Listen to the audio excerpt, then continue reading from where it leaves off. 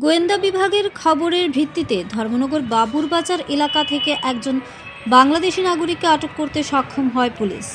জানা যায় ওই ব্যক্তি দীর্ঘদিন ধরে বাংলাদেশ থেকে ভারতে প্রবেশ করে ধর্মনগরের সিগন্যাল বস্তিতে বসবাস করছিল এবং মৎস্য ব্যবসা পরিচালনা করছিল। আটককৃত ব্যক্তির কাছ থেকে উদ্ধার হয়েছে বাংলাদেশের নথিপত্র ছাড়াও ভারতের নথিপত্র। বর্তমানে তাকে ধর্মনগর থানায় নিয়ে গিয়ে জোর জিজ্ঞাসাবাদ চালাচ্ছে পুলিশ। ধৃত ব্যক্তির নাম লক্ষু মিয়া। ধৃত লক্ষু মিয়া স্বীকার করেছেন তিনি বাংলাদেশে বিএসএফের নজর এড়িয়ে পারাপার করতেন এবং সেখানে বাংলাদেশের পরিচয়পত্র ব্যবহার করতেন। ভারতে প্রবেশের পর তিনি ভুয়ো ভারতীয় পরিচয়পত্রের মাধ্যমে বসবাস শুরু করেন এবং ব্যবসাও চালিয়ে যাচ্ছিলেন দিব্যি নির্দ্বিধায়।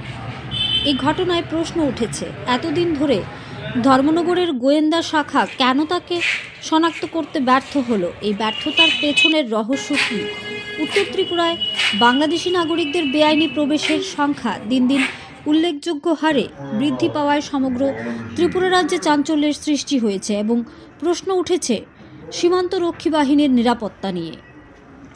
ধর্মনগর থেকে নিজস্ব প্রতিনিধির রিপোর্ট, আরই Dharmanagar. Received information that there was one Bangladeshi residing here for quite some time, staying in Signal Basti area. So we have arrested him.